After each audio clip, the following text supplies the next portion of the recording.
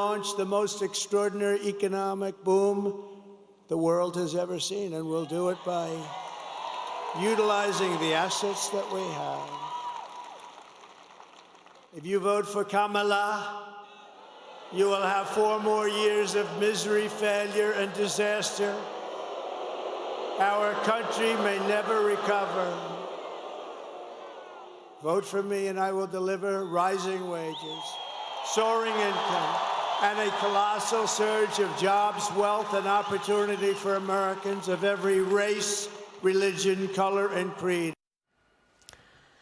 And then, of course, former President Trump and Vice President Kamala Harris making their final push to voters last night at several rallies in battleground states. Joining me now is Cardone Capital and Cardone Training Technology CEO, private equity fund manager and real estate investor, Grant Cardone. Grant, great to see you. Thank you so much for being here. I saw your post the other day. You've done your thing. You voted. It is Election Day. What is your outlook for the candidates' economic agendas?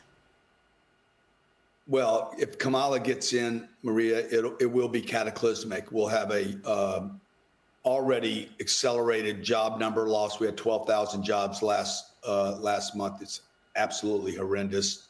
All that's been propped up. The last 10 out of 15 cycles have been revised downward.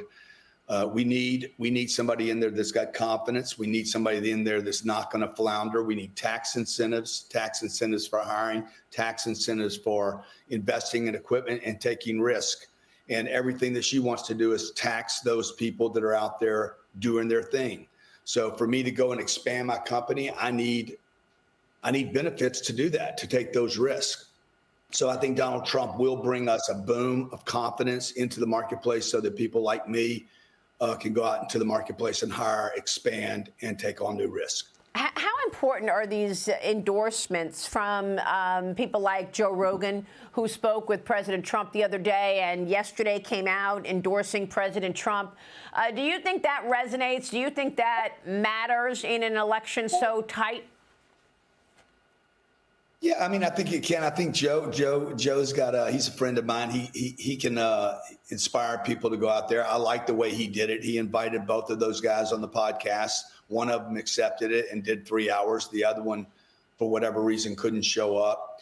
And the fact that he waited until today to say, hey, I'm endorsing Trump and just did a fair podcast, I think that's legit. Now, all these other characters that they're using over there, this paid entertainment, I don't personally like that. I think it's a turnoff. I think it's actually hurt the Democratic Party for those people that are more conservative. They see the rappers and the endorsements by celebrities that are doing movies. I think it turns people off that are leaning toward a more conservative viewpoint. Grant, I've been asking my guests this morning what you believe to be the most damaging economic policy coming out of Kamala Harris's campaign.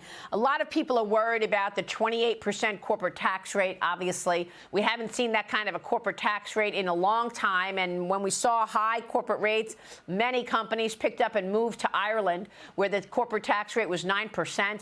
Others are talking about this 25% tax on unrealized gains. And then others are just talking about the regulatory framework. Do you think there's one or two issues that are most important when looking at Kamala Harris's agenda that's turning off business? Well, she flounders. She doesn't know what she's doing. I mean, she's not. Maybe she's got an economics degree, but she's never done anything in business. She doesn't know budgets. She doesn't know what things cost. Her proposal to build 3 million homes, that would cost $10 billion. She passed a $3.2 billion bill that they named the Inflation Reduction Act. It did not reduce inflation. It increased it. Who's going to build the homes? Okay. The regulations alone would take you 4 to 7 years to get that many homes built. And she's claiming she can do it in a year. Where's the plan? Where's the execution? And if you can do that, why haven't you done that? And I think that that's what the voters are going to say. Like, if you could do that, and if we had this problem, why haven't you done it already while you were with Biden? Yeah. And well, it's a good, yeah, go ahead. Interest rates have to come down. Go ahead, Maria. Well, I want to talk more about the housing market. You are an expert in this field. The National Association of Realtors 2024 profile of home buyers and sellers survey found that first-time home buyers hit a historic low of 24%. That same survey found that the average buyer age hit a record high at 56 years old. Wow. A first-time home buyer at 56 years old, Grant, averaging at 38 years old, and repeat buyers at 61 years old. The median household income for first-time, repeat, and typical buyers also hit all-time highs in 2023. How would you assess the home buying market today under the leadership of Joe Biden and Kamala Harris? The share of new home purchases increased slightly to 15%, but existing home purchases declined to 85%, reflecting that same housing market as 2007. Yeah, this is worse. This is probably worse than 2007, 2008, when we had the economic collapse because of the non-activity. Listings have gone up, but there's no activity. Why? Because interest rates are at 7.25% today. That means a $3,500 mortgage payment.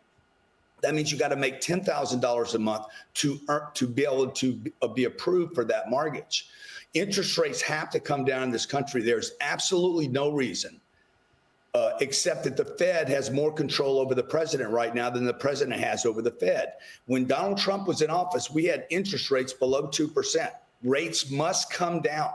This is the greatest country in the world. We should have the cheapest, lowest interest rates on the planet. Interest rates do not create inflation, contrary to what Mr. Cuban, who disappeared now for the last 3 days, missing in action, say. Interest rates stimulate activity.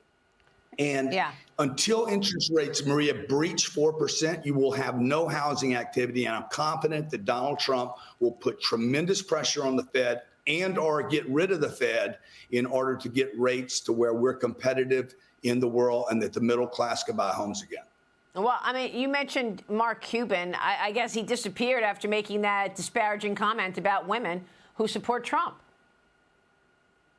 He's trying to be relevant. He's trying to stay relevant, and now he's irrelevant. So he overshot his mouth. I mean, I was reaching back to Mark. I said, Mark, why don't you help? I got Bernie Moreno, my friend Bernie Moreno is running in Ohio. Why don't you come onto this space on X and talk about it? He's like, I don't do local politics. Wow. I'm like, what? Wow. All right. Well, you got your answer. Grant, thank you. Good to see you. Grant Cardone, always good to see you. Always a pleasure. Thanks so much.